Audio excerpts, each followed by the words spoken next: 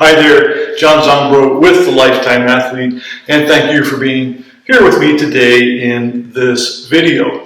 We're always talking about how to make people hard to kill on the playing field and in the game of life. Well, how do we do that? We try to optimize training, but even before we can do that, we need to optimize movement within the organism. And so one of the most popular terms, I think, over the past several years has been looking at how gait and gait function relates to exercise selection, exercise performance, and the like. And I think there have been a lot of folks who've made some seminal progress in this area, but I also think what I see is a bit of possibly confusion or misunderstanding about some of these elements. And so my task today is to provide a video. I was going to say a brief video, but I'm not sure. It might actually be 10 minutes that we're going to talk, because I think I need to be just comprehensive enough to help you gain an understanding of how all of these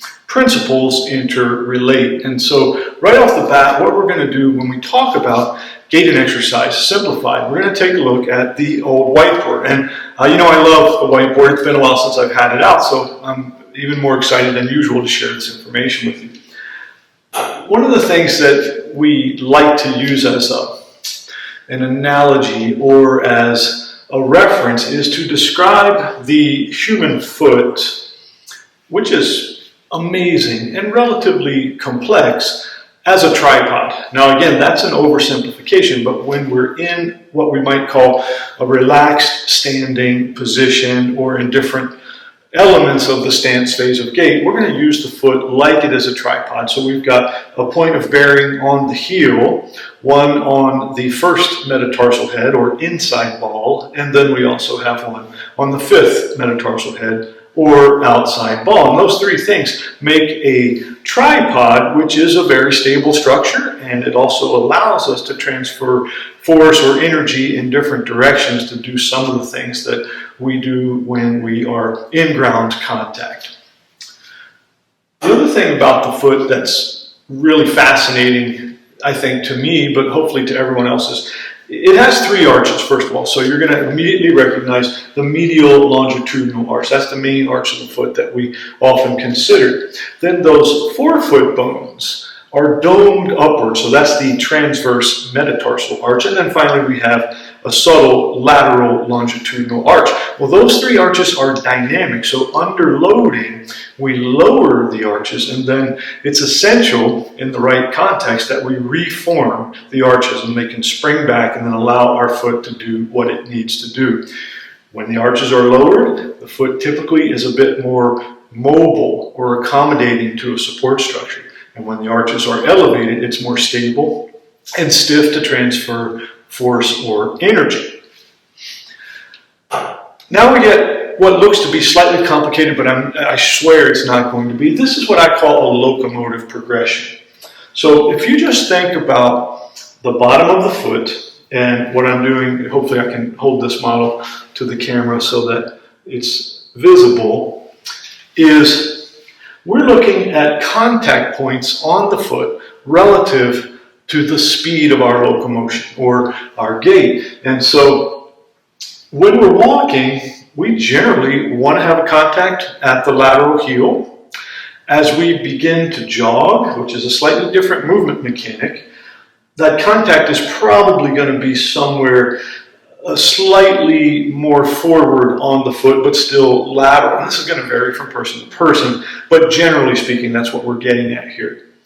As we run, we start to make more of a midfoot contact, and then ultimately, when we're sprinting, we're primarily using a forefoot contact, at least at the shortest and fastest of sprints. And so for a quick review, our initial contact, or loading or strike with the foot, with walking, it's at the heel. Slightly forward of that with jogging in most cases.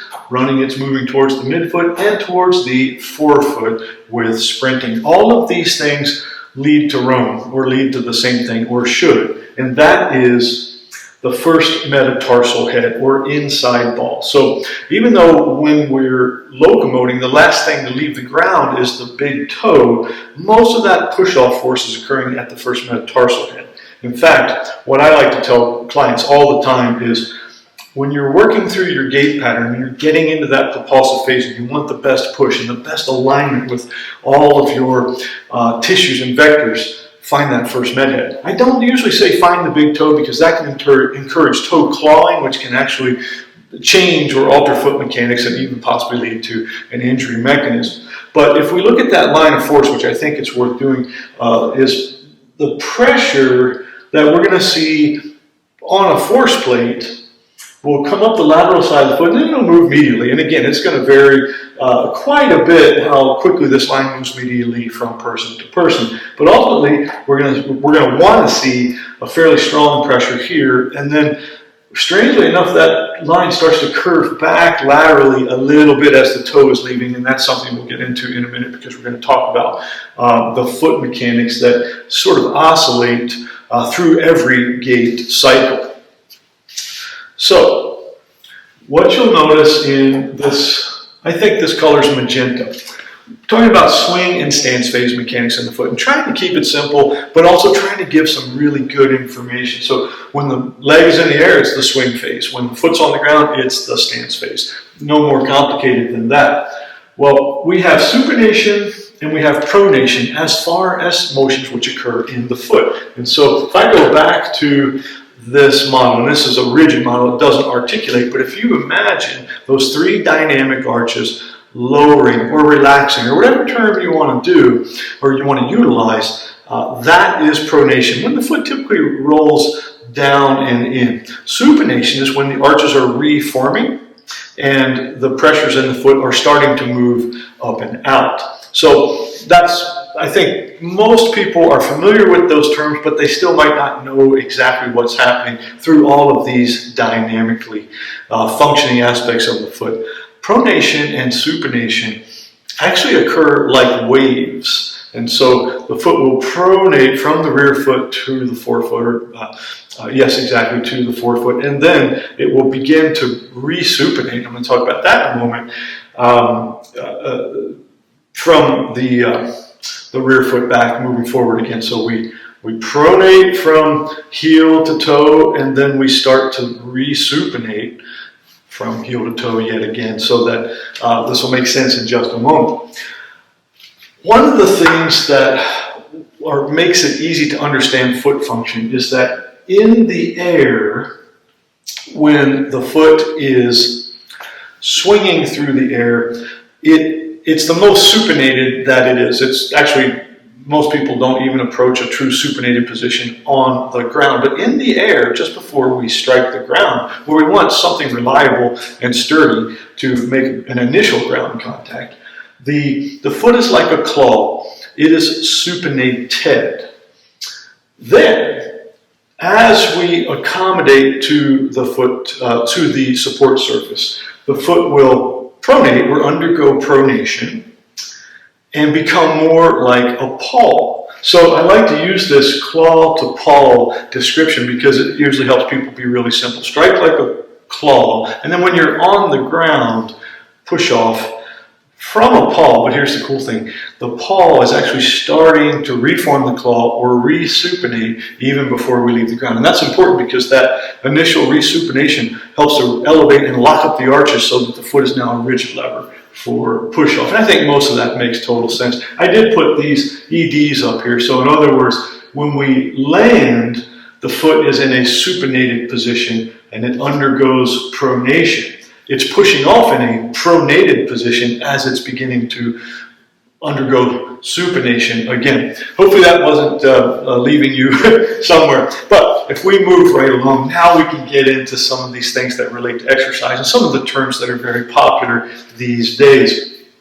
If I just use a simple aspect of gait mechanics and I say if we're doing a squat or a lunge, and let's just say we're going to something like a parallel or 90-degree knee position, roughly. There's some nuances that I'm not going to get into today in this video, but for this motion, going from upright to this compressed position, everything I say is going to apply. So first of all, when we descend, and so again, whether that's bilateral squat, or the single leg squat component of a lunge, walking lunge, or even a split stance squat. Well, what's going to happen is our bodies are going to be in a yielding orientation, and that's because we need to be able to accept this load. We've got body weight and ground reaction force, and we're trying to absorb those things.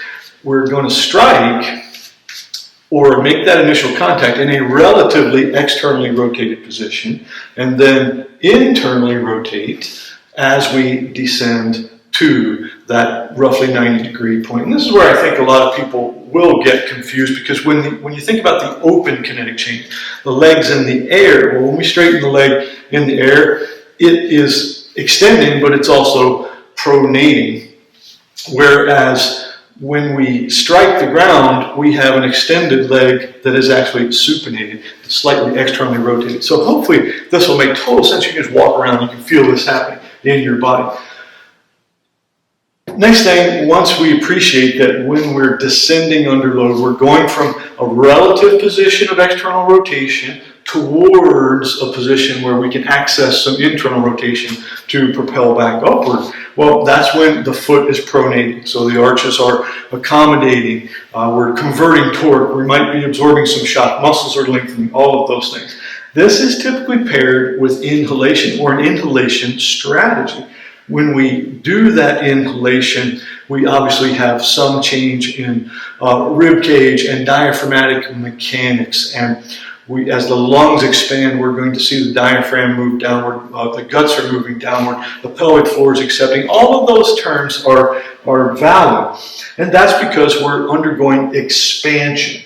And I like to use this analogy because it helps a lot of folks to just make it simple. When we're upright and making that initial contact, we're relatively deflated, if you will. Not completely, but some. Then, as we begin to yield and accept and undergo the inhalation strategy, again, that's starting with this external rotation bias, we are expanding or inflating. And then right at this point, when we reverse that energy and we compress, and now we're internally rotated and we're trying to access that first med head, we're going to slightly, well, not slightly, sometimes significantly deflate as we come up. So we inflate down, we deflate up, inflate down, deflate up. This should make perfect sense, because you think about when you compress and you're blowing out against gravity and you're generating that force and you're coming up, that's exactly what's happening. Then when we look at the other half of our motion, the anti-gravity component, when we're ascending, that's using an overcoming or reversal strategy. So we have to reverse that energy. We've got to generate propulsive force. Number one place that can happen is off that first med head. Again, we'll keep going back to these foot mechanics because everything trickles up the chain. It is indeed a driver. Now, we've got to get into internal rotation to have that propulsion and that compression. And then we're pushing out of it back towards the external rotation. So that's how gait works. We just simply go from basically, let's say straight up and down, somewhat externally rotated, should be, and then as we flex in to the midpoint, and I'm not talking about below that, that's where we're going to access our internal rotation. So that's that wave I was alluding to earlier, resupination. So once we've pronated the foot, we've got the pressure on the first med head, but because now we need some stiffness in the system for propulsion, there's that second wave that starts to lift the arches back up and supinate the foot. So that's the resupination wave. Again, coming up out of there, out of the hole, is an exhalation bias.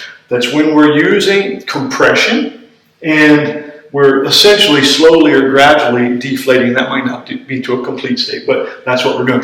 Ultimately, how all of these things work is this allows us to behave almost like a barber pole. Hopefully you can see my attempt at art there. And I've got to say that whether we're thinking about viscous tissues and fluid models as far as how compression and expansion works, or you're talking about levers and pulleys and vectors, I think there's a place for all of this, and it can make sense, and it does happen within our functioning bodies. But a triplanar perspective where we are in 3 different planes. Well, again, the argument would be all those planes are blended, composite, and motion is really just happening simultaneously about all of these various axes of orientation, and that's true, but we wind with our motion very helically, so it's not just when you're moving forward that you're just flexing and extending, you're also slightly ab and adducting, and you're internally and externally rotating, and that allows us to use our tissues to the fullest extent to crack them almost like a bullwhip in some instances, and also to be able to absorb stress. And it's when we lose that movement variability and we suddenly are canceling out or fixing some of those vectors, we can throw loads into places where the body doesn't like it. That can lead to pain or injury. So there's a good reason why we want to address gait. It's not the only thing, but it's an important thing to help a lifetime athlete move optimally and functionally, again, through their entire journey. What I'd like to say in wrapping up this video, and I hope it wasn't too long after all, is when we think about improving this human function, and we want to use ideas like correctives or things like that, and we want to use ideal training. This is just one thing. So a lot of thought might be, oh, well, is this training based on say your foot mechanics or your infrasternal angle? Is it wide? Is it narrow? Is it possibly mid-range and dynamic? Yeah, of course, all of those things, but also to really capture the full picture of lifetime training, we need to be looking at your bones, your bone shape, your bone structure, your joint mobility, your muscle fiber physiology, and even your personality and use of neurotransmitters. All of these things feed into how you move, how you can train optimally, and how you can perform your best over a long lifespan that has a very long health span. So if you're interested in more of this kind of stuff, you can certainly check out my book, Animal Fit, which gives you some great information about some of these topics, but also that's what we do at the Lifetime Athlete. So that's what we do in all of our programs, whether that's the Training Tribe, nationwide online platform based on an annual training plan, the Fit for the Field 100 conditioning system, or any of the online coaching services which I offer via consults, packages, or subscriptions. You can check it out if you have an interest. So thanks very much for your time today, and until next time, this is Coach Jay-Z signing out from the Lifetime Athlete.